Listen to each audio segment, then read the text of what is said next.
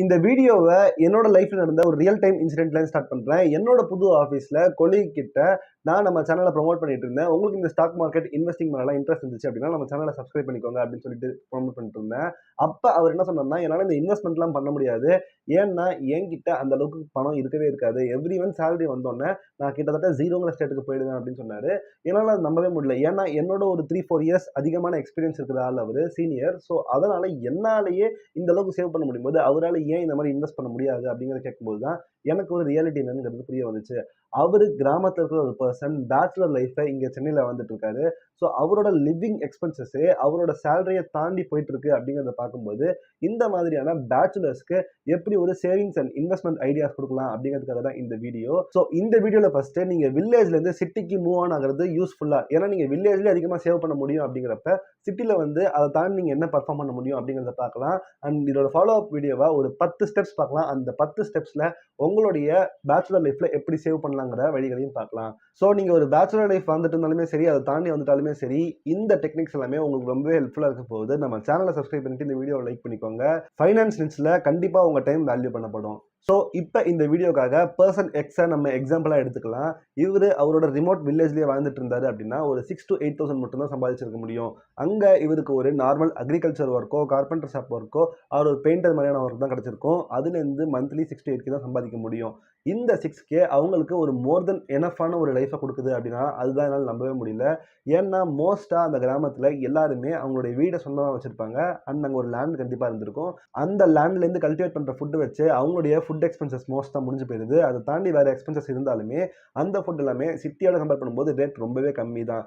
So food expenses ஒரு 2,000 rupees போல போகுது. அண்ட் அங்கே ஷெல்டருக்கு ஹோம் ஆல்ரெடி அவங்க சொந்தமாக வச்சுருக்காங்கிறதுனால அங்கே எந்த செலவுமே கிடையாது. கிராமத்தில் பெருசாக க்ளோத்திங் எக்ஸ்பெக்டேஷன்ஸ்லாம் இருக்காது. அண்ட் அங்கே என்டர்டைன்மெண்ட்டுக்கு அந்த அளவுக்கு இடம் இல்லை அப்படிங்கிறப்ப அவங்களுக்கு தேவையில்லாத செலவுகள் எதுவுமே பண்ணுறதுக்கு இல்லை. ஸோ மோஸ்ட் கேசஸில் அவங்களுடைய டோட்டல் எக்ஸ்பென்சஸே 2 to 3K தான் இருக்கும். பாக்கி ஒரு 3K, அதாவது 50% அவங்களால ஈஸியாக சேவ் பண்ண முடியும். இப்போ அதே பர்சன் எக்ஸ் சிட்டியில் 3 times சேலரிக்கு வராது, 18,000 சம்பளத்துக்கு வராரு. ஸோ இந்த பிஎஃப் படிப்புகள்லாம் போக நியர்லி 15,000 அவருக்கு கையில் கிடைக்குது. ஸோ சூப்பர், நமக்கு ஒரு அமேசிங்கான ஜாப் கிடைச்சிச்சு அப்படின்னு சொல்லிட்டு அவர் இங்கே சிட்டிக்கு வந்ததுக்கு அப்புறமா தான் அவருக்கு ஒரு விஷயம் புரியுது. இந்த சிட்டியில் தனியாக ஒரு வீடை ரெண்ட்டுக்கு எடுத்தாகணும். அண்ட் அந்த ரெண்ட் இவருடைய டோட்டல் சேலரியோட அதிகமாக இருக்குது. ஸோ அதுக்காக இவர் ஒரு குரூப் ஆஃப் 4 members கூட ஜாயின் பண்ணிட்டு ரெண்ட்டுக்கு எடுக்கிறாரு. இதில் அவர் nearly 1/3 of the salary 5,000 rupees ரெண்ட்டுக்கு மட்டுமே கட்டுறாரு. ஸோ 4 பேர் 5,000 கட்டினாங்க அப்படின்னா நியர்லி 20,000 செலவு பண்ண வேண்டிய நிலைமையில் இருப்பாங்க. இந்த அளவுக்குலாம் நான் ரெண்ட் கொடுக்கலையே அப்படின்னு நீங்கள் நினச்சிங்கன்னா, ஒரு ஃபேமிலி மேனுக்கு ரெண்ட் கொடுக்குற ரேட் வேற, ஒரு பேச்சுலருக்கு ரெண்ட் கொடுக்குற ரேட்டு பயங்கர அதிகமாக இருந்துட்டு இருக்கு.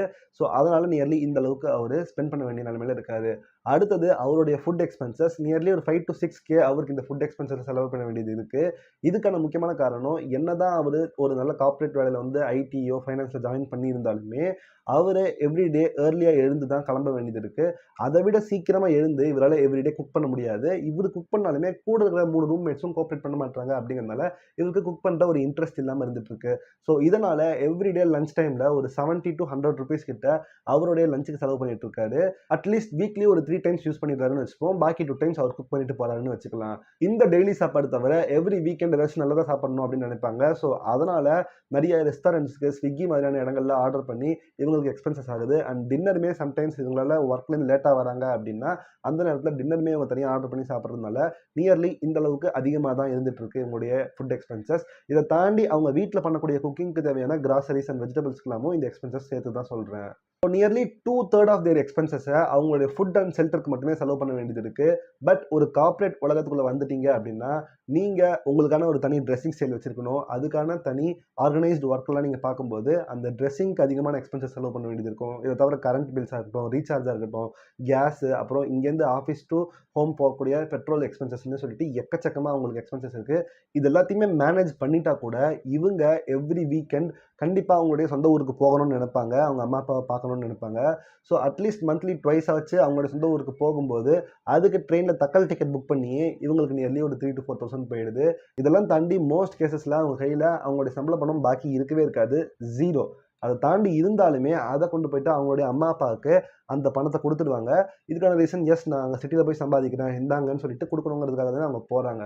So at the end of the day இந்த பேச்சுலர்ஸ் எல்லாருமே சேவிங்ஸ்னா என்ன, இன்வெஸ்ட்மெண்ட்னா என்னங்கிறத தெரிஞ்சுமே பண்ண முடியாத ஒரு ஸ்டேஜ் இருக்காங்க.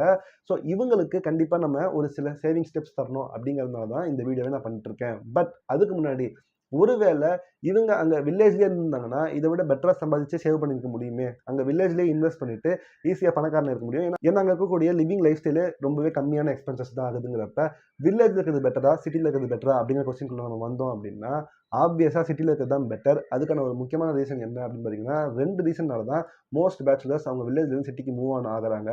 ஒன்று, அவங்களுக்கு எக்கச்சக்கமான கனவுகள் இருக்கலாம். ஸோ அவங்களுடைய ட்ரீம்ஸை ஃபுல்ஃபில் பண்ணணும்னா அவங்க அதிகமான எக்ஸ்போசர் எடுத்து தான் ஆகணும். சிட்டியில் வரும்போது தான் அவங்களால நிறைய முன்னேறதுக்கான ஆப்பர்ச்சுனிட்டி கிடைக்கும். 2வது, நீங்கள் வில்லேஜில் பார்க்குற எல்லா ஒர்க்குமே கிட்டத்தட்ட யார் வேணாலும் செய்யக்கூடிய ஒர்க் தான். நீங்கள் செய்யலை அப்படின்னா அதே 6000க்கு வேற ஒருத்தர் செய்யறதுக்கு தயாராக இருந்திருப்பாங்க. பட் சிட்டியில் பார்க்குற வேலை எல்லாருமே எல்லாராலையும் ஈஸியாக செய்ய முடியாது. அதனால தான் நீங்கள் ஒர்க்குள்ளே போகும்போது ரொம்பவே கம்மியான சேலரியில் போவீங்க.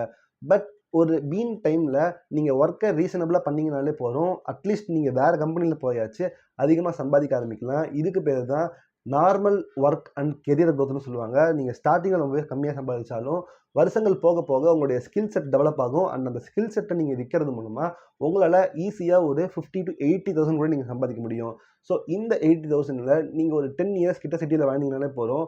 அதை எடுத்துகிட்டு போயிட்டு உங்கள் கிராமத்தில் நீங்கள் வச்சுக்கிட்டீங்க அப்படின்னா அந்த ரிமோட் வில்லேஜில் அடுத்த ஜென்ரேஷன் வரைக்குமே ரொம்ப ஈஸியாக வாழற அளவுக்கு அங்கே ஒரு சுச்சுவேஷன் ஏற்படும். எதர் இதுக்காக அவங்களோட ட்ரீம்ஸ்க்காக தான் மோஸ்ட் கேசஸில் போவாங்க. இதை தாண்டி வேறு சில ரீசன்ஸ் கூட இருக்கலாம். ஸோ என்னோட ஆன்சர் மோஸ்ட் கேசஸில் சிட்டியில் இருக்கிறது தான் பெட்டர். அதுலேருந்து உங்களுடைய எக்ஸ்போசரை அதிகப்படுத்திட்டு நீங்கள் ஆக்சுவலாக ஸ்டார்டிங்கில் நீங்கள் வேஸ்ட் பண்ணாலுமே மணியை உங்களுடைய ஃப்யூச்சருக்கான இன்வெஸ்ட்மெண்ட்டை தான் நீங்கள் இதை பார்க்கணும். ஸோ ஆப்வியஸாக இங்கே ஸ்டாண்ட் சேம் தான், சிட்டியில் வர்றது தான். பட் அந்த சிட்டியில் இருக்கிற பேச்சுலர்ஸுமே சேவ் பண்ணுறதுக்கான ஈஸியான 10 ஸ்டெப்ஸை நான் இந்த வீடியோவில் லிஸ்ட் பண்ணுறேன். உங்களுக்கு கண்டிப்பாக அந்த டிப்ஸ் யூஸ்ஃபுல்லாக இருக்கும். ஸோ அந்த வீடியோ மறக்காமல் செக் பண்ணி பாருங்கள். அங்கே நான் மீட் பண்ணுறேன். Bye bye.